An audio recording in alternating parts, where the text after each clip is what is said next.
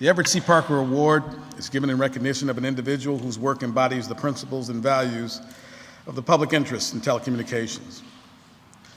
When we began discussing who should recognize this year and who we should consider for this award, some of us were very surprised when we discovered that this individual had not already received the Parker Award.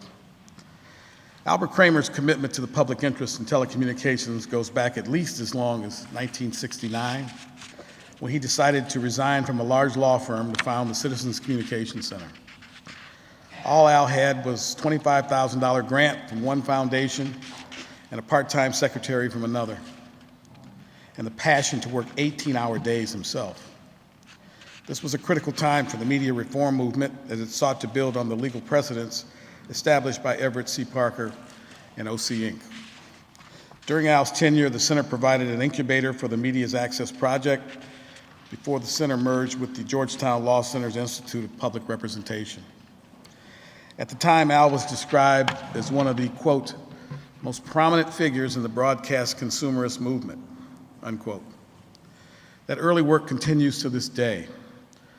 The center is now housed at Georgetown University Law Center and provides legal representation to nonprofit organizations around the country, including our own.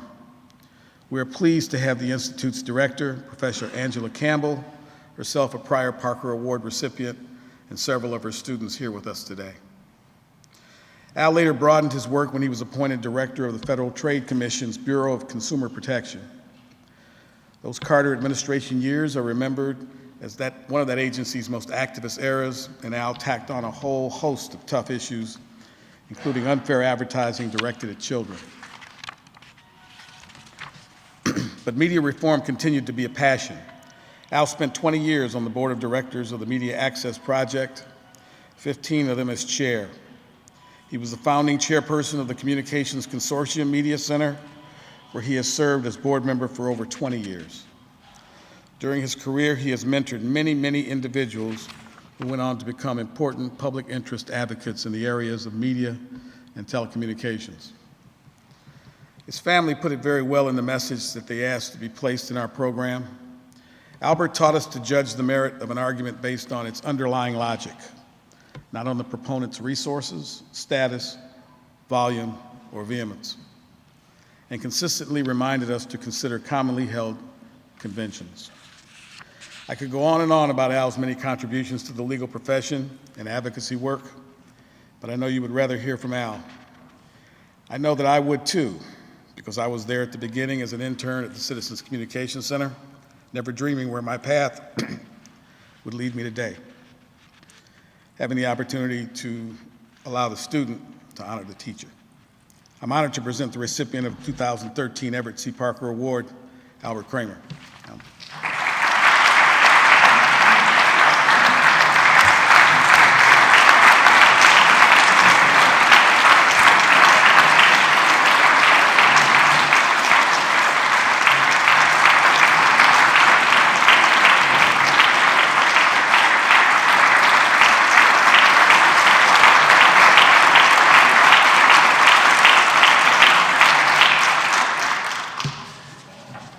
Well, thank you. Thank you for that introduction. I keep looking over my shoulder here for the guy you were describing. I also want to acknowledge our distinguished guests, and I want to thank everyone for being here. I, of course, want to acknowledge my fellow honoree, and I also want to acknowledge my wife, Ruth, who is here. It has been an incredible pillar of support. I was asked to speak briefly about the history of the Citizens Communications Center. As you can tell, I'm not nervous. I was asked to speak briefly. Unfortunately, Earl's already given you the long history of the Citizens Communications Center. But I do want to mention that the center grew out of a conference in summer of 1969 at which Everett Parker was in attendance, and in which he mentioned that there was a need for full-time lawyers in Washington, D.C. to facilitate citizen participation in FCC proceedings. A few months later, in the summer of 1969, the Citizens Communication Center, which we called Citizens for short, began operations as an arm of the Robert F. Kennedy Memorial and soon became a standalone organization. As Earl mentioned, from the beginning, students were a critical part of that operation. So it made sense in the early 80s, as Earl has already also mentioned, when we were looking for a permanent home for the Citizens Communication Center, to figure out a way to merge it into the Institute for Public Interest Representation at Georgetown Law School, which is where it is under, as Earl mentioned, the wonderful tutelage of Angela Campbell. And that program has been a continuing source of public interest advocates, including, as you just heard, Earl, the distinguished chair of the board. In those early years, Citizens was bestowed with a remarkable handful of individuals of extraordinary talent and dedication, both lawyers, support staff, research, and an amazing array of supporting. Get some water. Yeah, great. Thank you.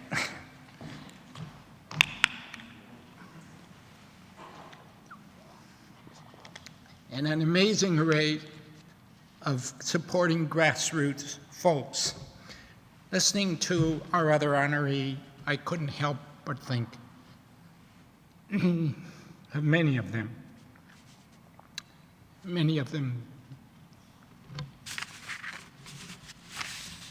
no longer with us. And they helped us to bring groups like the Center for Media Justice into a process from which they had been excluded. I am delighted that some of those early players and employees are here today. You saw the names of 3 as sponsors. They're here somewhere. They're there, or 2 of them anyway. And I want to acknowledge their presence and their contributions, and the contributions of the many, many more who are not here. While I am honored and humbled and reduced to tears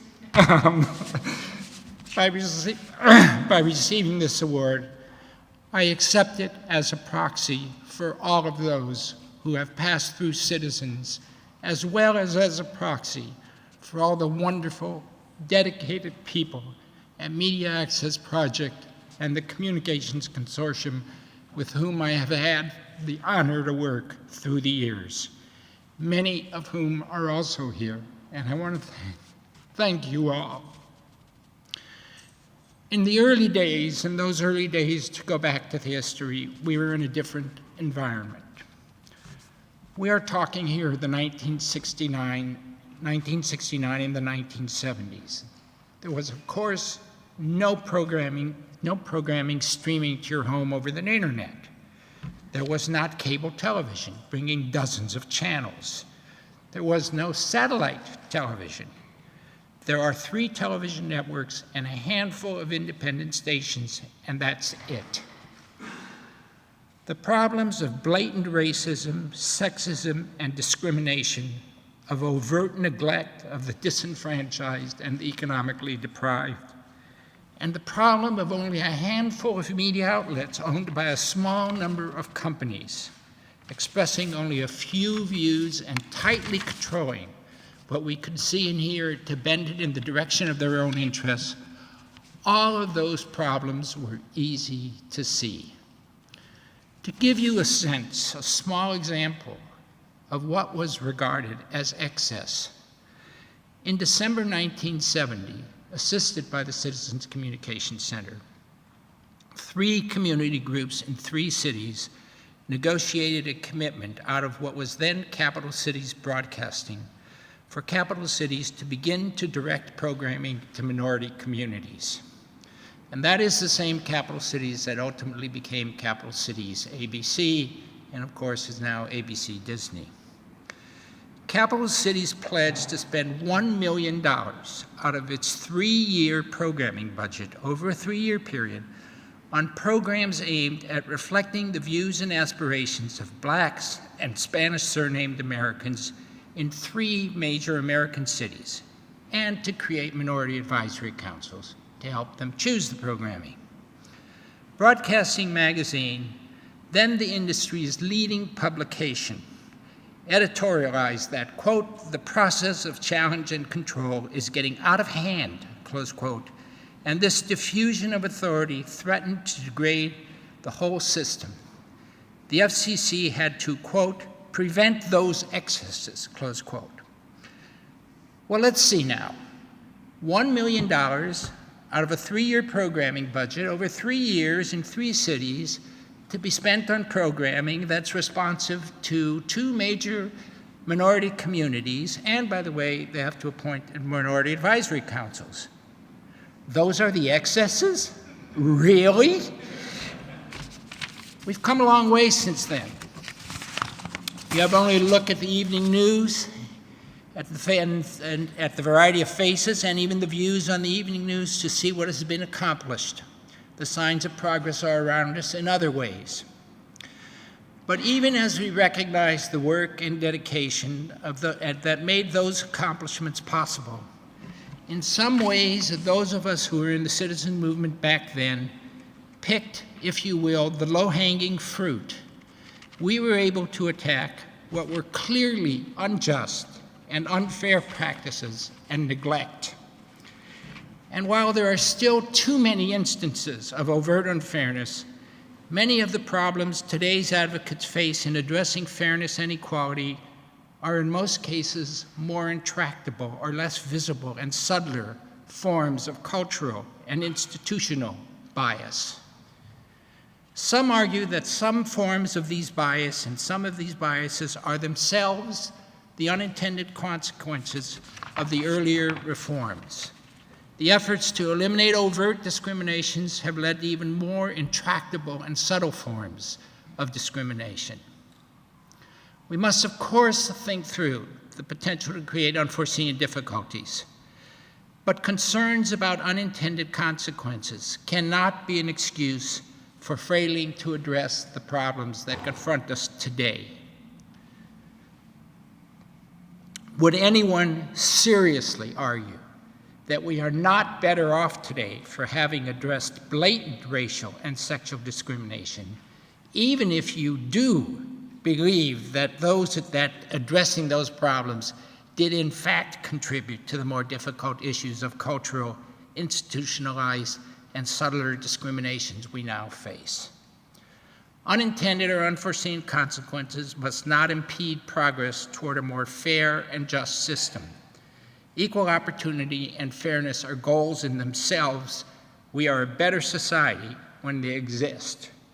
If achieving those goals leads to unintended consequences, the solution is to address those problems too, not to diminish our commitment to equal opportunity or fairness. Martin Luther King Jr. stated, I quote, the arc of the moral universe is long, but it bends toward justice," unquote. In commemorating the 1963 March on Washington, President Obama observed that the arc does not bend on its own. Indeed, the curve of the arc may not inevitably or necessarily be in the direction of justice. It requires vigilance and attention to ensure that the tension of the arc does not reduce its tilt toward justice or even snap it back in the opposite direction. Our efforts can bend that arc further toward fairness and equality. We must ensure that communication systems deliver the benefits of technology, economic opportunity, and the ability to disseminate and receive diverse views in ways that ensure equal participation and that do not leave behind any group or widen the gap between the haves and the have-nots, or deprive anyone based on subtle and less visible forms of discrimination and exclusion. There is much yet to be done. Thank you all again, and again, my deepest and humblest thanks to the Office of Communication.